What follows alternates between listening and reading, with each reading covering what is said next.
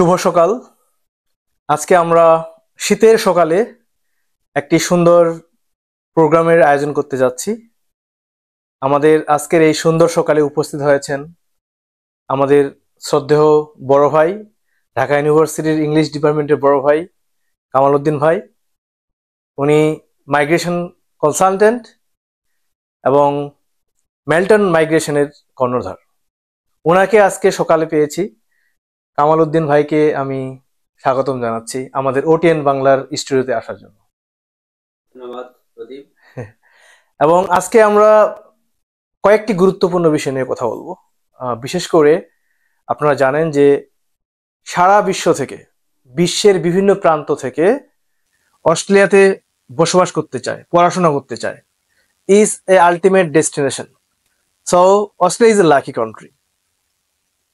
সারা বিশ্ব থেকে এই অভিবাসী কেন অস্ট্রেলিয়াতে মাইগ্রেশন করতে চায় তার কিছু আলোকপাত করব এবং ভিসা সংক্রান্ত যে জটিলতাগুলো রয়েছে সেগুলো নিয়ে আমরা মাইগ্রেশন কনসালটেন্ট কামাল উদ্দিন ভাইকে প্রশ্ন করব এবং উনি উত্তর দিবেন। আশা করি এই অনুষ্ঠানটি থেকে আপনারা অনেক তথ্য এবং উপাত্তমূলক কিছু সঠিক নির্দেশনা পাবেন, যা আপনাদের অস্ট্রেলিয়ার ডেস্টিনেশনকে ফুলফিল করতে সাহায্য করবে। আর কথা নয়, আমি এখন কামাল উদ্দিন ভাইয়ের কাছে যাচ্ছি এবং ওনার কাছে ওনার পরিচয়টা আমি ওনার নিজের মুখে শুনতে চাচ্ছি। কামাল উদ্দিন ভাই। ধন্যবাদ প্রদীপ, আজকের এই সুন্দর সকালে এরকম একটি অনুষ্ঠান আয়োজন করার জন্য। আমি অস্ট্রেলিয়াতে মাইগ্রেশন লয়ের উপরে মাস্টার্স করেছি অস্ট্রেলিয়ান ক্যাথলিক ইউনিভার্সিটি থেকে এবং অস্ট্রেলিয়ান রেজিস্টার্ড মাইগ্রেশন এজেন্ট হিসেবে কাজ করছি বর্তমানে। আমার প্রতিষ্ঠানের নাম হলো মেল্টন মাইগ্রেশন। আমরা সারা বিশ্বের বিভিন্ন দেশ থেকে আমাদের কাছে প্রতিনিয়ত মাইগ্রেশনের ব্যাপারে অ্যাসিস্ট্যান্স প্রত্যাশী লোকদেরকে আমরা সহায়তা করি। অনেক ধন্যবাদ। আপনি নিজেও একজন মাইগ্রেন্ট এবং আমরা যখন মাইগ্রেশন নিয়ে অস্ট্রেলিয়াতে আসি বা আসতে চাই তখন স্বাভাবিকভাবে আমাদের অনেক প্রশ্ন থাকে এবং অনেক অজানা তথ্য, যেগুলোর জন্য আমাদেরকে বিভিন্ন এজেন্টের কাছে যেতে হয়, লয়ারের কাছে যেতে হয়, ওয়েবসাইট ঘাঁটতে হয়। প্রতি বছর যে মাইগ্রেশন নীতিগুলো প্রতি বছর চেঞ্জ করতে থাকে এবং এই নতুন নতুন যে নিয়মগুলো আসে এগুলি আসলে সবার পক্ষে জানা সম্ভব নয়। যারা আপনারা প্র্যাকটিস করেন, যারা আপনার কনসালটেন্ট, তাদেরকে আপডেট থাকতে হয়, তাদের জানতে হয়, কারণ আপনাদের ক্লায়েন্টদেরকে সেই তথ্যগুলো দিতে হয়। তো আমি আর কথা নয়, আমি শুরুতেই প্রথম প্রশ্ন যাচ্ছি আপনার কাছে। প্রথম প্রশ্নটি হলো যে 2025 সালে যে অস্ট্রেলিয়ার অভিবাসন নীতি, এই নীতিতে কি কি ধরনের পরিবর্তনগুলো আসছে? ধন্যবাদ, খুব সুন্দর এবং প্রাসঙ্গিক একটি প্রশ্ন। বর্তমান সরকার 2023 সালে একটি মাইগ্রেশন স্ট্র্যাটেজি গ্রহণ করে। এই স্ট্র্যাটেজি অনুসারে তারা স্টেপ বাই স্টেপ বিভিন্ন বিষয়ে ইমপ্লিমেন্ট করে যাচ্ছে। 2025 সালে কিছু পরিবর্তন আসতে যাচ্ছে, যেমন স্টুডেন্ট ভিসার ফি বাড়তে যাচ্ছে এবং অলরেডি কিছুটা বেড়েছে এবং আরো বাড়বে। তার পরবর্তীতে বর্তমান সরকার রিজনাল মাইগ্রেশনের উপরে খুব গুরুত্ব দিচ্ছে, কারণ রিজনাল অস্ট্রেলিয়াতে অনেক কর্মী সংকট রয়েছে, সেটা মিট আপ করার জন্য। এবং যারা এমপ্লয়ার স্পন্সর্ড ভিসা নিয়ে আসবে তাদের স্যালারি যে একটা থ্রেশহোল্ড আছে সেটা একটু ইনক্রিজ করবে। এটা মাইগ্রেশন স্ট্র্যাটেজিতে উল্লেখ আছে এবং মাইগ্রেশন স্ট্র্যাটেজি অনুসারে সরকার মাইগ্রেশন কিছুটা কাট করেছে, মানে টোটাল যে মাইগ্রেশনের নাম্বার ছিল সেটা 2025 সালে কিছুটা কমিয়ে এনেছে। সরকারের টার্গেট আস্তে আস্তে কিছু অল্প কিছু করে কমিয়ে আনা মাইগ্রেশনের, যেহেতু বর্তমানে হাউজিং ক্রাইসিস এবং অন্যান্য সোশ্যাল ক্রাইসিস চলছে। যদিও মাইগ্রেন্টরা এটা অনেকাংশে দায়ী নয়, তারপরেও জেনারেল পারসেপশনের কারণে সরকারকে অনেক সময় অনেক পলিসি নির্ধারণ করতে হয়। তো এই সামগ্রিকভাবে অনেক পরিবর্তন আসবে, বা 2025 সালে আমরা দেখতে পাচ্ছি এই পরিবর্তনগুলো আসবে। অনেক ধন্যবাদ। এই যে সরকার স্ট্র্যাটেজিক ওয়েতে প্রতি বছর পলিসিগুলো চেঞ্জ করছে, এই চেঞ্জ করার আসলে কারণটা কি? কারণ আমি দেখছি যে প্রতি বছর সহজতর না হয়ে এটা আরো দিন দিন কঠিনতর থেকে কঠিনতর হচ্ছে। কিন্তু তারপরেও কিন্তু সারা বিশ্ব থেকে অভিবাসী আসা থেমে নেই। এই কারণটা কি? মানে এত অভিবাসী অস্ট্রেলিয়াতে মাইগ্রেশন প্রত্যাশী, কারণটা কি আপনি একটু বলবেন? ধন্যবাদ। Australia is actually migrant country. আমাদের প্রায় 30% পপুলেশন বর্তমানে ফার্স্ট জেনারেশন মাইগ্রেন্টস।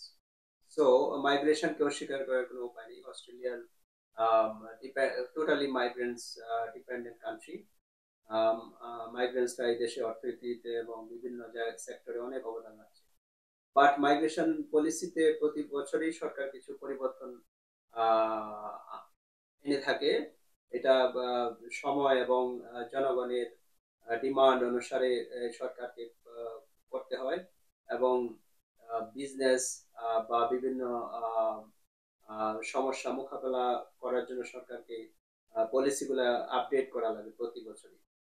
সেই হিসাবে এটা সরকার করে থাকে। আর এটা সারা বিশ্বে এখন একটা ট্রেন্ড যে মাইগ্রেন্টদের সংখ্যা একটু কমিয়ে আনা সব দেশেই, সেটারই একটা ইফেক্ট অস্ট্রেলিয়াতে পড়েছে।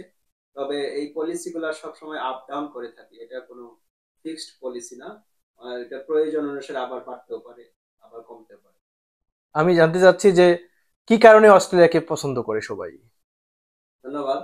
অস্ট্রেলিয়া সারা বিশ্বের একটা টপ মোস্ট ডেস্টিনেশন বর্তমানে, যেহেতু এখানে অস্ট্রেলিয়াতে লিভিং স্ট্যান্ডার্ড অনেক সুন্দর, এবং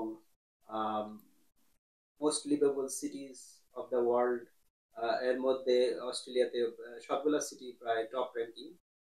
মেলবোর্ন টানা 6 বার বিশ্বের শ্রেষ্ঠ লিভেবল সিটি ছিল, এবং অস্ট্রেলিয়ার ওয়েজেস অনেক হাই, বলতে গেলে ওয়ার্ল্ডের হাইয়েস্ট ওয়েজেস পে করা হয় এখানে।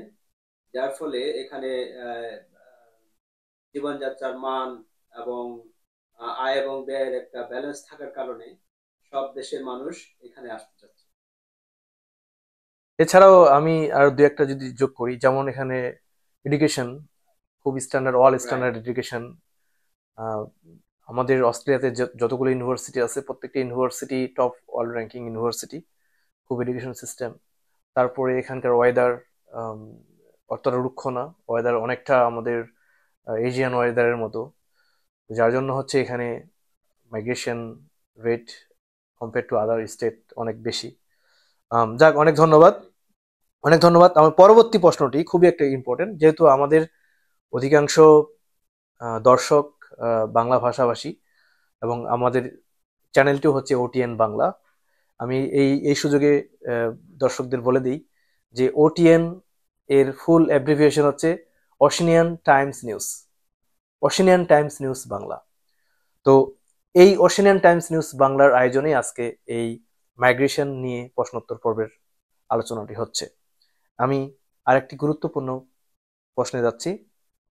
বর্তমানে কোন কোন পেশা অস্ট্রেলিয়ার জন্য, বিশেষ করে বাংলাদেশিরা আসতে পারে এই অস্ট্রেলিয়াতে মাইগ্রেশন নিয়ে?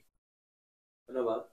বাংলাদেশিদের জন্য বা সারা বিশ্বের যে কোনো দেশ থেকে বর্তমানে টপ ডিমান্ড অকুপেশনস অস্ট্রেলিয়াতে হলো, এক নম্বরে ধরা যায় নার্সিং, তারপরে আছে কনস্ট্রাকশন রিলেটেড যে ট্রেডস সেগুলো, তারপরে engineers like civil engineers, software engineers, electrical engineers, তারপর টিচারদের অনেক সংকট আছে এখানে, specially school teachers, early childhood school teachers, তারপর সোশ্যাল ওয়ার্কার্স।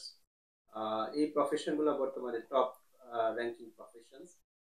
এটা ওই মাইগ্রেশন সেক্টরে অ্যাকচুয়ালি অকুপেশন গুলো আপ ডাউন করে। বর্তমানে এক সময় অ্যাকাউন্টেন্টের অনেক ডিমান্ড ছিল, শেফের অনেক ডিমান্ড ছিল, সেগুলো একটু কমের দিকে এখন।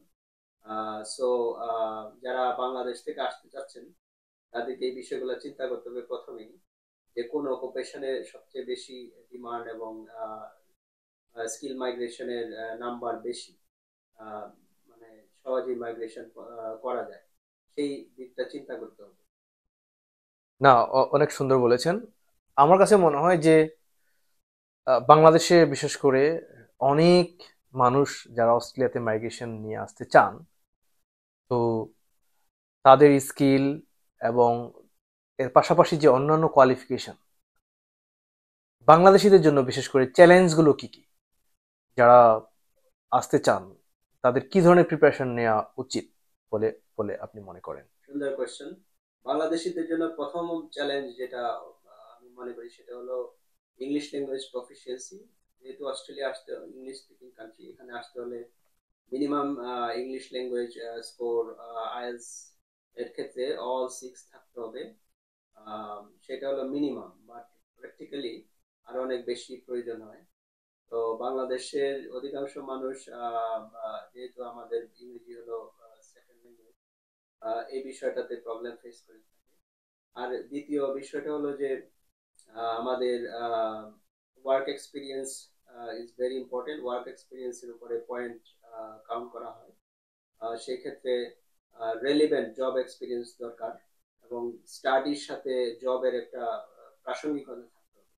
একজন স্টাডি করেছে অ্যাকাউন্টিং এ কিন্তু জব করছে হোটেল ম্যানেজমেন্টে, সেটা একটা কন্ট্রাডিক্টরি বিষয়, যার ফলে পয়েন্ট কাউন্টের ক্ষেত্রে তার অসুবিধা হয়। তো এডুকেশন এবং এক্সপিরিয়েন্স শুড বি রেলেভেন্ট।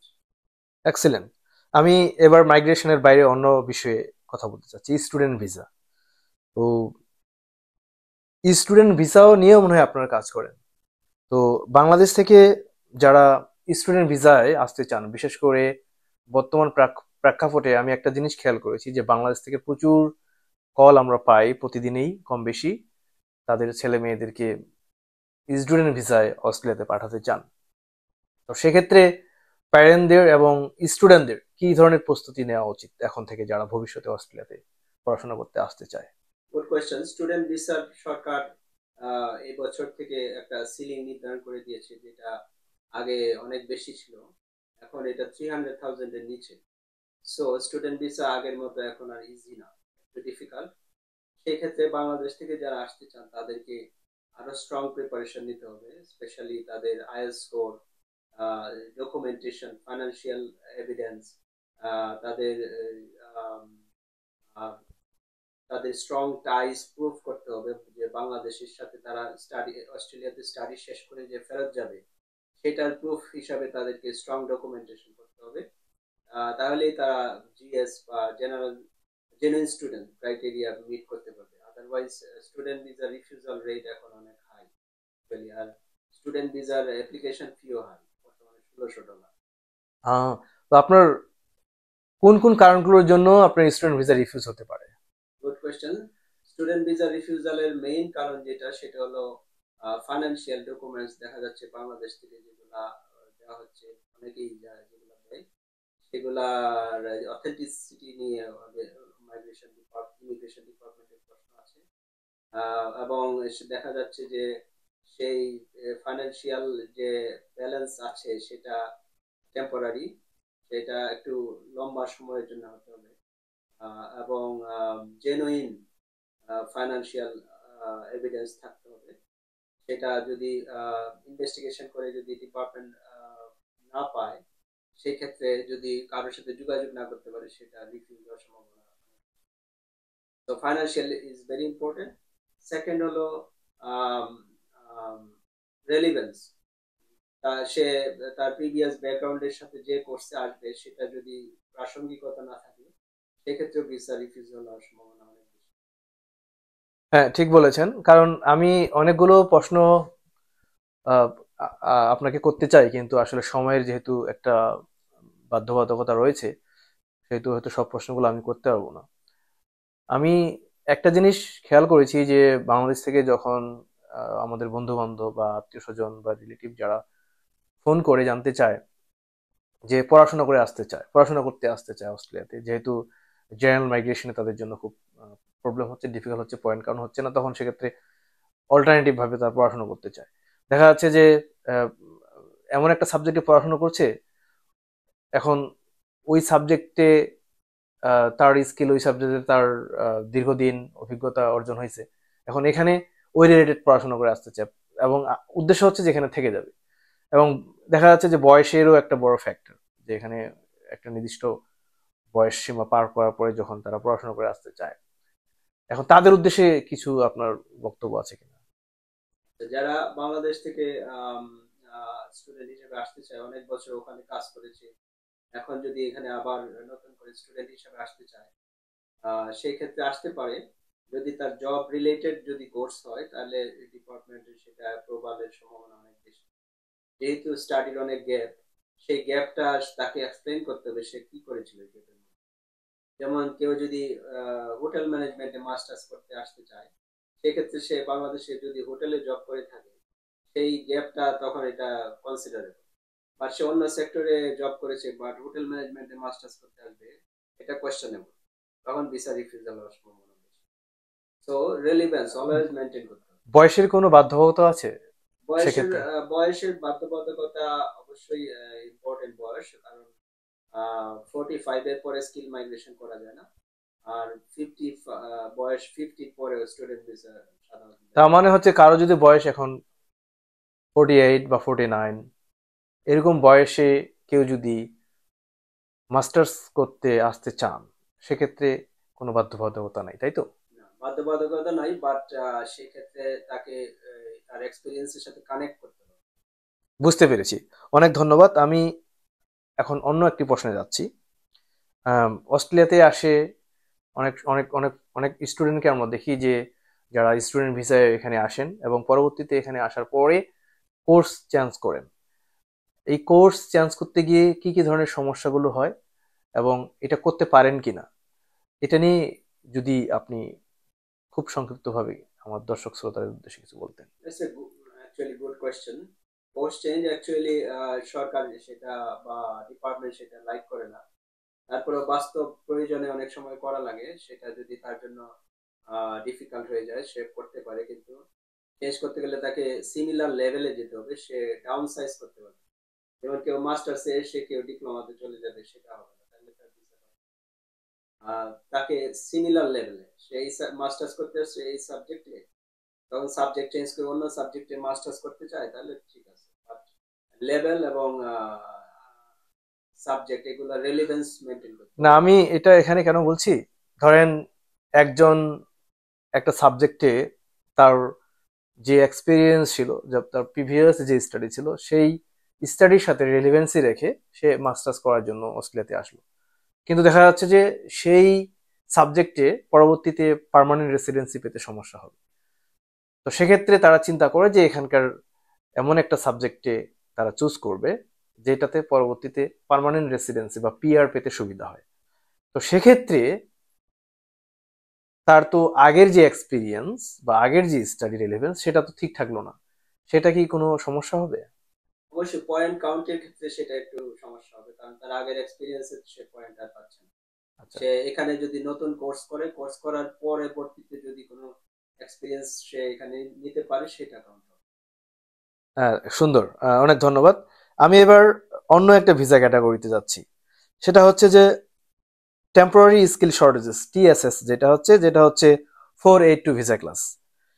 এই 482 ভিসা ক্লাস এটা নিয়ে অনেকেই আম, জানতে চান। এখন এই বিষয়ে যদি আপনি একটা ক্লিয়ার নির্দেশনা আমাদের ওটিএন বাংলার দর্শকদের উদ্দেশ্যে বলতেন। পরেরটি খুবই পপুলার একটা ভিসা বর্তমানে, যেটা এমপ্লয়ার স্পন্সর ভিসা। এই ভিসার মাধ্যমে বিদেশ থেকে অনেক কর্মী অস্ট্রেলিয়াতে আসতে পারে, কিন্তু ইউটিউবে অনেক ভিডিও আমরা দেখি যে ফ্রুট পিকিং বা এগ্রিকালচার ফার্ম ওয়ার্কার এই সমস্ত ভিসা সহজেই বাংলাদেশ থেকে অথবা তৃতীয় বিশ্বের দেশ থেকে এসে 5 লাখ 6 লাখ টাকা বেতনে চাকরি করতে পারবে, এরকম লোভনীয় বিজ্ঞাপন দেখে অনেকেই প্রতারিত হতে পারে। সো 482 ভিসার 3টা স্টেপ আছে, আপনাদেরকে জানতে হবে। প্রথমটা হলো স্পন্সরশিপ, দেন নমিনেশন, দেন ভিসা অ্যাপ্লিকেশন। তো আপনার মিনিমাম কোয়ালিফিকেশন চিন্তা করলে হবে না, এখানে দেখতে হবে কম্পিটিশন। কম্পিটিশন সারা বিশ্বের সাথে কম্পিটিশন, সারা বিশ্বের ওয়ার্কাররা এখানে আসতে চাচ্ছে। সো আপনাকে মিনিমাম যদিও একটা কোয়ালিফিকেশন আছে সেটা থাকলে বাস্তবে সম্ভব হয় না। বাস্তবে দরকার হলো maximum qualification. English language proficiency থাকতে হবে। স্কিল, অনেক ক্ষেত্রে স্কিল অ্যাসেসমেন্ট করাতে হবে। যদি কেউ বাংলাদেশ থেকে এখানে আসতে চায়, বাংলাদেশে যে স্কিলে ছিল সেই স্কিলটা অস্ট্রেলিয়ান সিমিলার লেভেলে আছে কিনা সেটা অস্ট্রেলিয়ার একটা অথরিটি আছে সেখানে অ্যাসেসমেন্ট করাতে হবে। এগুলা সবকিছু করানোর পরে সংশ্লিষ্ট কোম্পানির সাথে সরাসরি যোগাযোগ করতে হবে। এখানে কোনো মিডিয়ার সাথে যদি যোগাযোগ করে সেক্ষেত্রে প্রতারিত হওয়ার সম্ভাবনা থাকে। সো যেমন সাউথ অস্ট্রেলিয়াতে কোনো আহ, যদি কোনো এগ্রিকালচারাল ফার্ম বা বিজনেস স্পন্সর সরি কোনো কর্মী আনতে চায়, তাহলে তারা এটা বিজ্ঞপ্তি দিতে হবে। ওপেন ওপেন অ্যাডভার্টাইজমেন্ট ছাড়া কর্মী নেওয়া যায় অস্ট্রেলিয়া। সো সেই বিজ্ঞপ্তি দেখে অ্যাপ্লাই করতে হবে। যদি সমস্ত ক্রাইটেরিয়া মিট করে, তখন যদি সিলেক্টেড হয়, তারপরে তারা মানে অ্যাপ্লিকেশন বা যদি সেই কোম্পানি তাদেরকে নমিনেট করে, তখন তারা অ্যাপ্লাই করতে হবে। এটা প্রসেসটা অনেক জটিল। যতটা রঙিন এবং সহজ ভাবে বলা হয় ইউটিউবে, বাস্তবে অনেক জটিল। এবং এখানে টাকার কোনো লেনদেন যদি থাকে, সেক্ষেত্রে এটা বাতিল হয়ে যাবে। টাকা পে করার কোনো সুযোগ নেই এখানে কাউকে। সো এটা এটা হলো, যে স্পন্সর করবে সম্পূর্ণ ফ্রিতে তাকে স্পন্সরটা করতে হবে। অনেক ধন্যবাদ। কারণ রিসেন্টলি আমাদের এক আত্মীয়, আমার মনে হয় সে একই ক্যাটাগরিতে প্রতারিত হয়েছে, বা যে হোক, আমাদেরকে ফোন করে জানায় যে তার ভিসা হয়ে গেছে, 5 লক্ষ টাকা পার মান্থ সে পাবে, এবং কোন একটা কোম্পানি তাকে স্পন্সর করেছে। কিন্তু মাঝখানে হঠাৎ করে সে আর যোগাযোগ করছে না, এবং পরবর্তীতে আমরা উদ্যোগী হয়ে যোগাযোগ করার চেষ্টা করলাম যে আমরা যতটুকু জানিয়েছি, যেহেতু ভিসা পেয়ে গেছে, সে অস্ট্রেলিয়াতে আসবে, যদি এখানে আসার পর সাপোর্ট দিতে হয় আমরা দিব। পরে জানা গেল যে সে, যে কোম্পানি তাকে স্পন্সর করেছে, আরো টাকা চাচ্ছে এবং ভিসা আটকে রাখছে। তো এগুলো আসলে প্রতারণা। আপনি একজন মাইগ্রেশন কনসালটেন্ট, আমি শিওর যে এটা একটা এই ধরনের প্রতারণা, এবং বাংলাদেশ থেকে বিশেষ করে এক শ্রেণীর মানুষ এই প্রতারণার সাথে যুক্ত, এবং আমরা সহজেই অতি লোভে আমরা প্রতারিত হই। এগুলি যেন না করা হয়, আম, সেটাও একটা আমাদের উদ্দেশ্য আজকের এই অনুষ্ঠান থেকে, যে টাকা লেনদেন করার আগে ভালো করে জেনে নিন যে আপনি প্রতারিত হচ্ছেন কিনা। কারণ এই প্রতারকদের দৌরাত্ম্য সব জায়গায়। অস্ট্রেলিয়া, এখানে আপনি মাইগ্রেশন করবেন বা এখানে স্পন্সর নেবেন, এখানে এখান থেকে কোনো কোম্পানি আপনার কাছে টাকা চাচ্ছে, এটা এটা ফেক, এবং এটা প্রতারণার সুযোগ সবচেয়ে বেশি। অনেক ধন্যবাদ। আশা করি দর্শকরা এখান থেকে সচেতন হবেন, এবং পরবর্তীতে আরো সাবধান হবেন, এবং তারা প্রতারিত হবেন না। আমি আরেকটা গুরুত্বপূর্ণ প্রশ্নে যাচ্ছি। অনেকেই এখানে ট্যুরিস্ট ভিসায় আসতে চান, আহ, বা বিজনেস ভিসায় আসতে চান। তো এগুলি করতে গিয়ে অনেকেই জাল ডকুমেন্ট বা ফেক ডকুমেন্ট বানিয়ে এখানে দেন।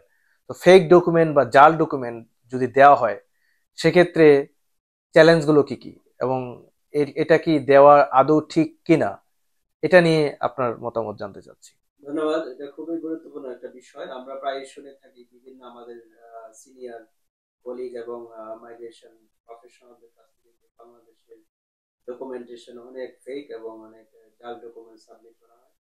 সেটা আমাদের জন্য খুবই লজ্জার অ্যাকচুয়ালি।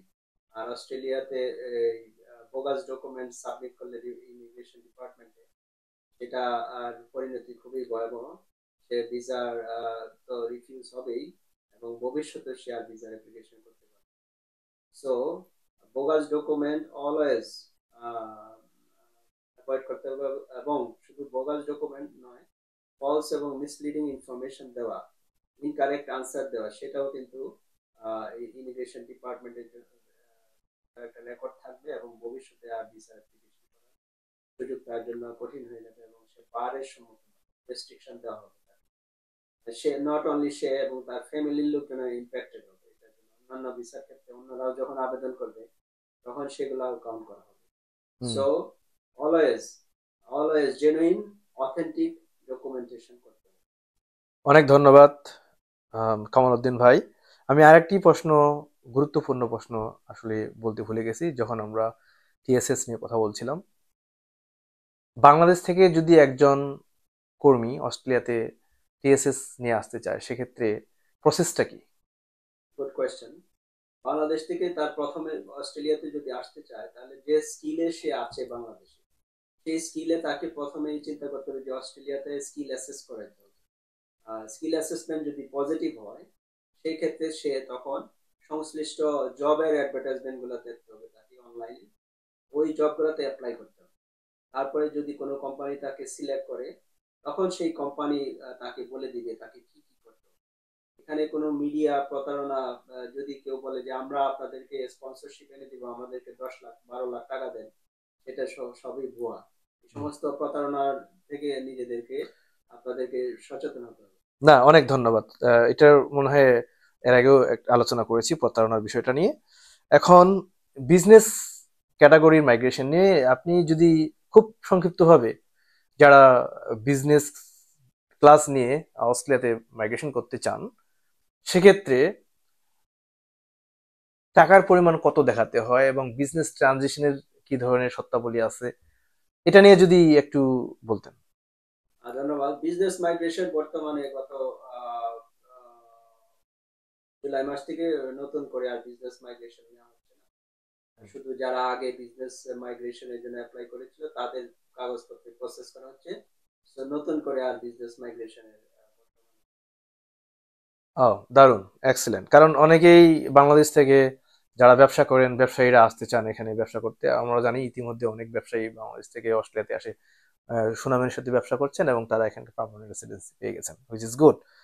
আমি আহ, একেবারে অনুষ্ঠানের শেষ দিকে, আমাদেরও সময় কম, আমাদের টার্গেট ছিল 30 মিনিটস আমরা ম্যাক্সিমাম করব। আমরা দেখতে পাচ্ছি যে আমাদের 27 মিনিটস অলরেডি হয়ে গেছে। এখন আম, আপনার কাছে আমি আরেকটি প্রশ্ন করতে চাই, যে প্রশ্নটি হচ্ছে মাইগ্রেশন এজেন্ট বা মাইগ্রেশন কনসালটেন্ট ভিসা প্রাপ্তিতে কি ধরনের সহযোগিতা করে থাকেন, এবং আপনার যে মেল্টন মাইগ্রেশন, মেল্টন মাইগ্রেশন একজন ভিসা প্রার্থীকে বিভিন্ন ধরনের ভিসা, প্যারেন্ট ভিসা, আপনার মাইগ্রেশন ভিসা, স্টুডেন্ট ভিসা বা টিএসএস, এগুলোর ক্ষেত্রে আপনারা কি ধরনের সাহায্য সহযোগিতা করে থাকেন? ধন্যবাদ। আপনারা জানেন মাইগ্রেশন প্রসেসটা খুবই complex, Australian migration specially. So processing এর ক্ষেত্রে যদি কোনো ডকুমেন্টেশন, কোনো ইনফরমেশন, কোনো তথ্য ভুল আপডেট দেওয়া হয়, সেক্ষেত্রে ভিসা রিফিউজাল হওয়ার সম্ভাবনা অনেক বেশি। সো মাইগ্রেশন যারা এজেন্ট বা কনসালটেন্ট, যারা মাইগ্রেশন প্রফেশনাল বা লিগ্যাল প্র্যাকটিশনার, তারা আপনাদেরকে একদম শুরু থেকে শেষ পর্যন্ত সমস্ত প্রসেসটা আপনাদের জন্য সহজ করে দিতে পারে। এবং অনেক সময় ডিসিশন রেডি অ্যাপ্লিকেশন বলি আমরা, যে অ্যাপ্লিকেশনে আবার ফার্দার কোয়ারিজ চাইবে না, সেই রকম অ্যাপ্লিকেশন তারা রেডি করতে পারে, যাতে সময়টা অনেক কমে যায়। এবং প্রপার ডকুমেন্টেশন, স্ট্রং ডকুমেন্টেশন তৈরি করার জন্য একজন মাইগ্রেশন প্রফেশনাল আপনাদেরকে সহযোগিতা করতে পারে। এবং আমরা মেল্টন মাইগ্রেশন, আমরা আহ, আহ, আমাদের অনেক ক্লায়েন্টকে ভিসা প্রাপ্তির ক্ষেত্রে অনেক সাহায্য করে থাকি এবং করেছি। সো যদি আপনাদের যদি কোনো বিষয়ে কোনো কোয়ারিজ থাকে, আমাদের সাথে যোগাযোগ করতে পারেন, অথবা কোনো মাইগ্রেশন লয়ার অথবা কনসালটেন্ট। অনেক ধন্যবাদ আপনার সুন্দর সময়ের জন্য। তবে যাওয়ার আগে আরেকটি প্রশ্ন করব, সেটা হচ্ছে রিফিউজি ভিসা। এটা নিয়ে আমি হঠাৎ করে আমার মনে হলো যে এই প্রশ্নটা করা উচিত। কারণ অনেকেই অস্ট্রেলিয়াতে ট্যুরিস্ট ভিসা এসে বা স্টুডেন্ট ভিসা এসে বা অন্য যে কোনো ক্যাটাগরিতে এখানে এসে থেকে যাওয়ার চিন্তা করেন রিফিউজি স্ট্যাটাসে। এবং আমি সম্প্রতি জানতে পেরেছি যে বাংলাদেশ থেকে এখন রিফিউজি স্ট্যাটাস প্রার্থী সংখ্যা বিশ্বের অন্যান্য দেশের তুলনায় অনেক বেশি, অস্ট্রেলিয়াতে বিশেষ করে। তো সেক্ষেত্রে আপনার পরামর্শ কি, যারা এখানে অস্ট্রেলিয়াতে ট্যুরিস্ট ভিসায় আসে রিফিউজি অ্যাপ্লিকেশন করতে চায়, সেক্ষেত্রে আপনার কোনো পরামর্শ আছে কিনা? ধন্যবাদ। অস্ট্রেলিয়া রিফিউজি কনভেনশন 1951 এর সিগনেটরি হিসাবে ইন্টারন্যাশনাল অব্লিগেশন আছে। যদি কেউ জেনুইন রিফিউজি হয়, তাহলে অস্ট্রেলিয়া তাকে ফেরত দিতে পারবে না। সো এটাকে বলা হয় নন রিফাউলমেন্ট। এবং জেনুইন রিফিউজি বলতে, যদি তার well founded fear of persecution, তার লাইফ রিস্ক থাকে, দেশে যায়, দেশে যদি সে রিটার্ন করে, তখন এটা যদি সে প্রুফ করতে পারে। এবং আরেকটা, দুইটা অপশন আছে। আরেকটা হলো কমপ্লিমেন্টারি প্রোটেকশন, যেটা হয়তো রিফিউজি না আসে, কিন্তু তার আম, আম, আহ, কি বলে, তার অন্যান্য রিস্ক আছে, যেমন সোশ্যাল হিউমিলিয়েশন, অথবা ডেথ পেনাল্টি, টর্চার, তারপরে এরকম আরো মানে হিউম্যানিটেরিয়ান ইস্যুস গুলা, তার হিউম্যান রাইটস ভায়োলেশনের যে ইস্যুস গুলা সেগুলা যদি থাকে, সেক্ষেত্রে সেটা আসছে হলো ইন্টারন্যাশনাল হিউম্যান রাইটস ল থেকে। অস্ট্রেলিয়া সেটা অ্যাকসেপ্ট করেছে। সো এই বিষয়গুলো যদি জেনুইনলি থাকে, সেক্ষেত্রে সে যদি ট্যুরিস্ট ভিসা বা স্টুডেন্ট ভিসা যে ভিসাতেই আসুক, সে অ্যাপ্লাই করতে পারে যদি তার ভিসার মধ্যে 8503 নো ফার্দার স্টে কন্ডিশন না থাকে। আর যদি 8503 থাকে, সেক্ষেত্রে ওয়ে আছে, সেটা ওয়েভার করার জন্য আবেদন করতে পারে। যদি গভর্নমেন্ট সেটা ওয়েভ করে দেয়, তখন সে অ্যাপ্লিকেশন করতে পারে অ্যাসাইলামের জন্য। নো ফার্দার স্টে এই জিনিসটা একটু আমাকে বলবেন? ভিসা আহ, ক্যাটাগরিতে এটা উল্লেখ করা থাকে যে after 3 months no further stay, something like that. Can you explain little it? Ah, এটা একটা গুরুত্বপূর্ণ প্রশ্ন। ভিসার অনেকগুলো কন্ডিশন থাকে, যেমন নো ওয়ার্ক, নো স্টাডি, এরকম আরেকটা কন্ডিশন হলো নো ফার্দার স্টে। অ্যাকচুয়ালি এটা নো ফার্দার স্টে না, নো ফার্দার অ্যাপ্লিকেশন। মানে সে আর কোনো অ্যাপ্লিকেশন করতে পারবে না যদি এই কন্ডিশনটা থাকে 8503। সো এই কন্ডিশনটা আমরা সহজ ভাষায় বলতে গেলে নো ফার্দার স্টে হিসাবে বলি। এই কন্ডিশনটা রিমুভ না করলে সে আর কোনো অ্যাপ্লিকেশন করতে পারবে অস্ট্রেলিয়াতে অনশোরে, আচ্ছা আচ্ছা বাট অফশোরে বিদেশে দেশে গিয়ে করতে পারবে। আচ্ছা, অনেক ধন্যবাদ। আম, শুধু দর্শক শ্রোতা, আমরা আপনাদেরকে ধৈর্য সহকারে এই অনুষ্ঠানটি দেখবার জন্য অনেক ধন্যবাদ জ্ঞাপন করছি। এবং যাদের ভিসা সংক্রান্ত কোনো জটিলতা আছে বা ভিসা সংক্রান্ত কোনো পরামর্শ নিতে চান, ভবিষ্যতে মাইগ্রেশন করতে চান বা স্টাডি ভিসায় আসতে চান অস্ট্রেলিয়াতে, তাহলে মেল্টন মাইগ্রেশনের কর্ণধার কামাল উদ্দিন ভাই আছেন। আপনারা সরাসরি ওনার সাথে যোগাযোগ করতে পারবেন। এবং ওনার যোগাযোগের ঠিকানা আপনারা দেখবেন যে ওটিএন বাংলার পেজে ওনার সুন্দর একটা বিজ্ঞাপন আছে। সেই বিজ্ঞাপন থেকে ওনার সমস্ত তথ্য আপনারা নিতে পারবেন। আপনারা সবাই ভালো থাকবেন এবং ভবিষ্যতে আমরা এ ধরনের টপিক নিয়ে ওটিএন বাংলার স্টুডিওতে আরও হাজির হব। সবার জন্য সুস্বাস্থ্য এবং দীর্ঘময় জীবন কামনা করছি। সবাই ভালো থাকবেন। Have a great day.